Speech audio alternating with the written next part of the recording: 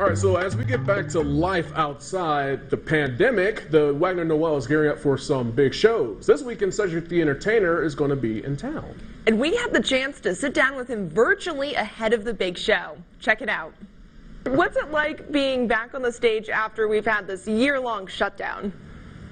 Oh, it's pretty crazy. I mean, I'm very excited to be back out on the stage. The first couple of shows were real stoppers. I had a couple of brain freezes up there, but excited just to be back out. Of course, the world was completely shut down.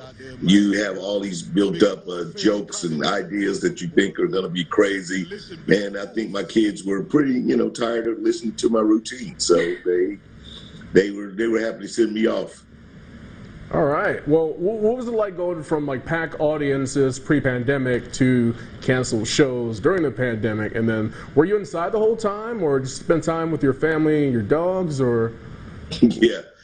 I mean, for the most part, I was inside. Like everyone else. This thing caught us off guard. I had a full schedule lined up. I just finished taping The Neighborhood and was about to go on tour, and when the pandemic first hit, so that kind of shut everything down. And for a person that's toured for over 30 years, it actually was a very cool moment to sit down and chill, get to meet your kids. When I say meet, I mean it's like, as a dad, we're always going, and I'm like, oh, okay, so you're my son, very cool, nice meeting you.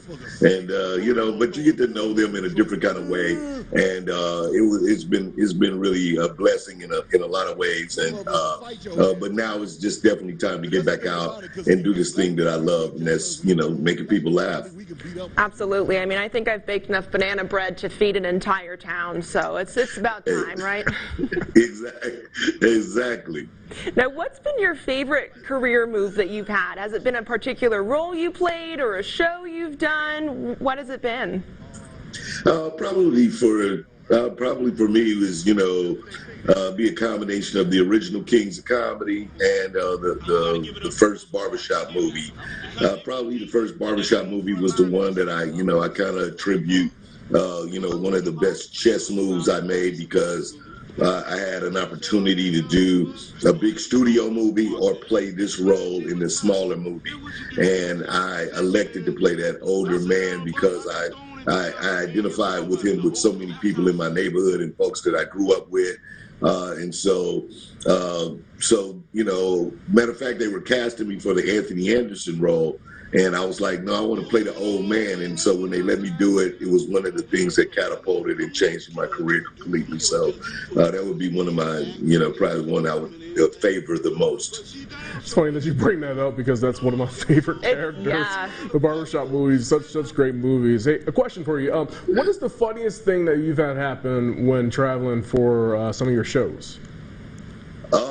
I mean, I think one of the funniest I can remember is early in my career is the guy came to pick me up in a limo, to take me to the hotel from the airport. When I got in the back of the limo, it was a car seat there. And so he told me, thought it was weird that it was a car seat. I was like, oh man, you left the car seat for, I guess, a previous family. He said, nah, man, I got to grab my son real quick. He on the way. And so he literally picked up his infant son before he took me to the hotel. And I was sitting in the back of the limo with this dude's son, like in the back. You can't make that stuff up. I mean, honestly. But this dude had the nerve to raise the divider, like he needed some peace and quiet. I said, man, wait a minute. Oh my gosh, that's funny. Now, I do want to know, what advice would you give to your 15-year-old self if you could? 15? Mm-hmm. Oh, wow. I mean, I guess your 15-year-old self is one that you just have to kind of really believe in yourself. I was raised in a single-parent household, mainly all females. I had a good time being me, but just the idea of knowing that if you really believe in what it is you want to accomplish, you can kind of stick it out. And so, I mean, I always wanted to be an entertainer at those times, but I wanted to sing, and the show Fame was very popular, the Debbie Allen one, and I wanted to sing and dance, and I kind of pulled myself out of it because it wasn't really the thing in the neighborhood where I lived. And so, if I was 15, I just would have just stayed to my guns because I knew that I wanted to be basically a version of this person I became. It was so cool to talk to him, wasn't it? That story about the car seat. No. Oh my goodness. I can't. I mean, honestly, like I said before, you can't make this stuff up. Yeah, he's such a pro. He's so funny. He is. And my goal was to make him laugh. Mission accomplished. You make us all laugh here. You're great to work with. She's full of jokes too when we're not on air. I am. But hey, teamwork makes the dream work, right? And don't forget, Cedric the Entertainer is going to be live in the Basin this Saturday. You can still get your tickets at ShowtimeConcerts.com.